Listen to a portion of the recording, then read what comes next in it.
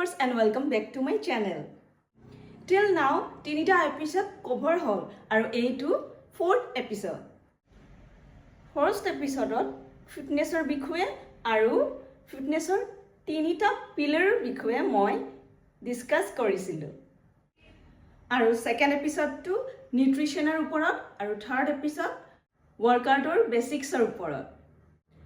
Aru apnalokolai beginner friendly plano disilu aru homeworks kisumano disilu আশা কৰিছো আপোনালোকে সেইবোৰ ফলো কৰি আহিছে আজি বহুত গুৰুত্বপূৰ্ণ বিষয়ৰ ওপৰত আলোচনা কৰিবলৈ ওলাইছো যেটো সকলোতকৈ বেছিকৈ ইগনোৰ কৰা হয় recovery which is the third pillar of fitness বহুতে ভাবে যে ফিটনেস মানে অকল ডায়েট আৰু ওয়াৰ্কআউট আপোনালোকে ভাল ডায়েট ফলো কৰি আছে ওয়াৰ্কআউট প্ল্যান ফলো কৰি আছে কিন্তু তথাপিও ৰিজাল্ট কিয় নাপায় জানে নে কাৰণ এটাই ৰিকভাৰী আপোনালোকৰ ভালকৈ হোৱা নাই আপোনালোকে ভাল ৰিকভাৰী কৰিব লাগিব তেতিয়াহে আপোনালোকে ভাল ৰিজাল্ট পাব আপোনালোকৰ বডি ভালকৈ ৰিকভাৰী হ'ব লাগিব স্লিপ কোৱালিটি ভাল হ'ব লাগিব তেতিয়াহে আপোনালোকৰ বডিৰ ফিটনেস ভাল হ'ব আপোনালোকে ভালকৈ বডিটোক ৰেষ্ট দিয়া নাই আৰু স্লিপ কোৱালিটি ভাল নহয় তেনেহলে আপোনালোকৰ বডিটো ৰিকভাৰী কৰিবই নোৱাৰিব এটা ভাল এক্সাম্পল আপোনালোকক বুজাই আছো যে আপোনালোকে এটা মোবাইল ফোনৰ লগত কম্পেয়াৰ কৰক মোবাইল ফোন এটাত এপছ চলাই আছে গেম খেলি আছে গোটেই দিন গোটেই ৰাতি খেলি আছে চলাই আছে মোবাইলটো আৰু নেক্সট চাৰ্জ শেষ হোৱাৰ পিছত সেই মোবাইলটো নেক্সট দিনাখন ডেড হৈ যাব ঠিক একেই আমাৰ বডিটো যদি আমি ৰেষ্ট নিদিও তেনেহলে আমাৰ বডিটো ৰিকভাৰী নহয় আৰু আমাৰ বডিত ষ্ট্ৰেছ আহিব আৰু আমাৰ বডি ফিট নাথাকিব যিমান ভাল ডায়েট আৰু যিমান ভাল ওয়াৰ্কআউট কৰাৰ পিছতো যদি আমাৰ ৰিকভাৰী ভাল নহয় তেনেহলে আমাৰ বডিটো ৰিজাল্ট আমি ভালকে নাপাম ওয়াৰ্কআউটস আৰু দিনটোৰ কামবোৰে আমাৰ বডিটো ষ্ট্ৰেছ কৰি পেলাই আৰু স্লিপিং বা ৰেষ্ট কৰাটোৱে আমাৰ বডিটো চাৰ্জ কৰে আপোনালোকে 1 ঘণ্টা ওয়াৰ্কআউট কৰে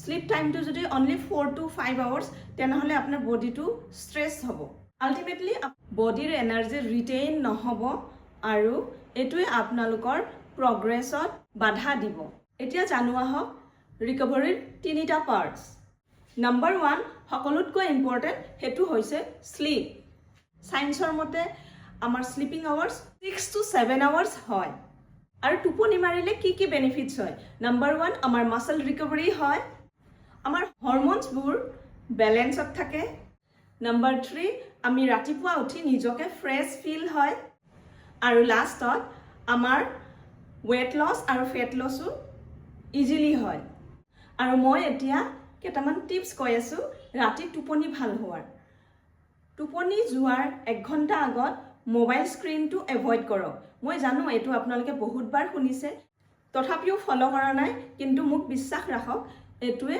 বহুত চেঞ্জেস আনে আৰু টোপনি ভাল হয় স্লিপিং টাইম আৰু মোবাইল স্ক্ৰীনৰ টাইম গেপ 1 ঘণ্টা ৰাখক আৰু তাৰ ৰিজাল্টটো আপোনালোকে নিজেই গম পাব চেষ্টা কৰক আপোনালোকে ডেইলি এটা টাইমতে শুব যোৱাৰ কাৰণে আৰু এটো টাইমে ফিক্স কৰি লওক লাষ্টত এটো সকলোতকৈ ইম্পৰ্টেন্ট মেটাৰছ যে আপোনালোকে টোপনি যোৱাৰ আগত হেভি মিল নকৰিব এটো ডাইজেশনত হেম্পাৰ হয় ৰিকভাৰীৰ সেকেন্ড পাৰ্টটো হৈছে ৰেষ্ট আমাৰ বডি ওয়াৰ্কআউট যিমানে দৰকাৰ ঠিক তেনেদৰে আমাৰ বডি ৰেষ্টটো দৰকাৰ আমি যদি অকল ওয়াৰ্কআউটে কৰি থাকো আৰু ৰেষ্ট নলও তেনেহলে এটো আমাৰ প্ৰগ্ৰেছত বাধা জন্মিব আমি যদি গোটেই 7 দিনে ওয়াৰ্কআউটে কৰি থাকো আমি ভাবো যে আমাৰ ৰিজাল্টটো আমি সোনকালে পাম কিন্তু এটো ভুল ধাৰণা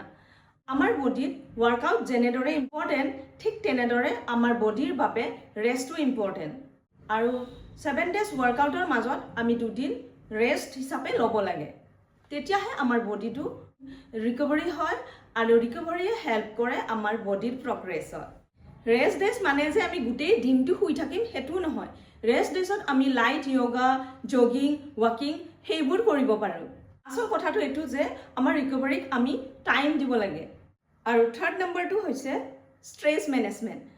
আজিৰ দিনত সকলোৰে ষ্ট্ৰেছ থাকে, ৱৰ্ক প্ৰেছাৰ, ফেমিলি ৰেছপনচিবিলিটিজ বা ফাইনেন্সিয়েল প্ৰব্লেমছ। আচল কথা এইটোৱে যে বেছি ষ্ট্ৰেছে আমাৰ বডিত ডাইৰেক্টলি এফেক্ট কৰে। কৰ্টিচল এইটো এটা ষ্ট্ৰেছ হৰমন হয় আৰু যিটো বেছি হ'লে আমাৰ ষ্ট্ৰেছত হেম্পাৰ হয় আৰু আমাৰ ফেট লছতো এইটো এফেক্ট কৰে আৰু আমাৰ বডিৰ এনাৰ্জি ড্ৰেইন হ'বলৈ ধৰে। এতিয়া মই চিম্পল ষ্ট্ৰেছ মেনেজমেণ্টৰ কাৰণে কেইটামান টিপছ ক'ব ওলাইছোঁ। ডেইলি 5 মিনিটছৰ বাবে হ'লেও আপোনালোকে ডিপ ব্ৰিডিং বা মেডিটেশ্যন কৰক, জাৰ্নেলিং ষ্টাৰ্ট কৰক, আপোনালোকৰ ভাল থটছবোৰ লিখক আৰু নিজৰ ভাল লগা কামবোৰ কৰিবলৈ ষ্টাৰ্ট কৰক, যেনেকৈ পেইণ্টিং, ডান্সিং, গান শুনা বা অকণমান ফুৰিবলৈ ওলাই যোৱা। আৰু এতিয়া ক'বলৈ ওলাইছোঁ কিছুমান মিষ্টেক্স যিবোৰ আমি সকলোৱে কৰোঁ আৰু সেইবোৰে আমাৰ প্ৰগ্ৰেছত হেম্পাৰ হয় আৰু আমাৰ ষ্ট্ৰেছ বঢ়ায়। নম্বৰ 1, যিটো কমনলি বেছিভাগ মানুহবোৰে কৰে যে ডেইলি ৱৰ্কআউট কৰিবলৈ যায়, হেভি ৱৰ্কআউট কৰিবলৈ ষ্টাৰ্ট কৰে আৰু নিজৰ ৰেষ্ট টাইম, শ্লিপ কোৱালিটিটো কমকৈ কৰে, মানে 4 বা 5 আৱাৰ্ছে টোপনি যাবলৈ ধৰে। নিজৰ ষ্ট্ৰেছক কমোৱাৰ ইগন'ৰ কৰা আৰু ভাবি লোৱা যে ষ্ট্ৰেছ হ'লে আমাৰ বডিত একো ইফেক্ট নহয়। 7 ডেজ গোটেই ৱৰ্কআউট কৰা। ছেকেণ্ডটো হৈছে শ্লিপ কোৱালিটি ভাল নোহোৱা আৰু মোক বিশ্বাস ৰাখক, good diet plan, good workout plan আৰু ৰিকভাৰী, এই তিনিটাই যদি আপোনালোকে গুৰুত্বপূৰ্ণ সহকাৰে পালন কৰে, নিজৰ লাইফষ্টাইল হিচাপে মানি লয়, তেনেহ'লে আপোনালোকৰ বডি ফিটনেছ প্ৰগ্ৰেছ দুগুণ সোনকালে হ'ব। আৰু এতিয়া হৈছে হোমৱৰ্কৰ টাইম। যেনেকৈ মই ফাৰ্ষ্ট, ছেকেণ্ড, থাৰ্ড এপিছডত আপোনালোকক হোমৱৰ্ক দি আহিছোঁ, ঠিক তেনেদৰে এই এপিছডতো আপোনালোকক হোমৱৰ্ক দিম। আপোনালোকে এপ্লাই কৰিব আৰু নিজৰ বডি ফিটনেছত প্ৰগ্ৰেছ দেখিব পাব। আপোনালোকে ফাৰ্ষ্ট কথাটো হৈছে আপোনালোকে নিজৰ শ্লিপ কোৱালিটিটো বেটাৰ কৰিব। 6 to 7 আৱাৰ্ছ শ্লিপিং কোৱালিটিটো আপোনালোকে ৰাখিব।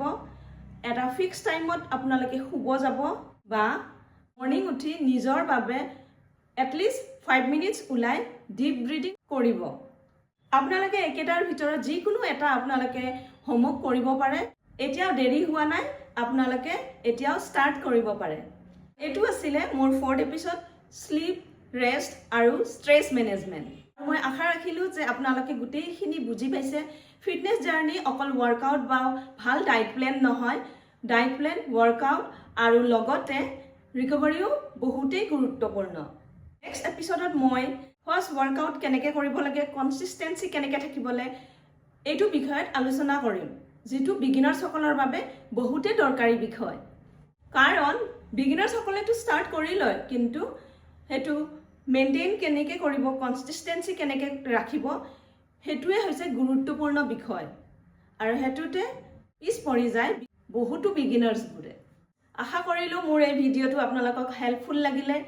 আপোনালোকে যদি মোৰ ভিডিঅ'টো ভাল পাইছে তেনেহ'লে লাইক কৰিব আৰু কমেণ্টত জনাব যে আপোনালোকে ৰিকভাৰীৰ কোনটো ষ্টেপ আপোনালোকে গুড হেবিটছ হিচাপে মেইনটেইন কৰিব আৰু তেওঁলোকলৈ শ্বেয়াৰ কৰিব যিসকলে ৱৰ্কআউট কৰিম বুলি ভাবি আছে, তেওঁলোকলৈ শ্বেয়াৰ কৰিব যিবোৰ ফিটনেছত বিগিনাৰ্ছ হয়। থেংক ইউ ফৰ ৱাচিং মাই ভিডিঅ'।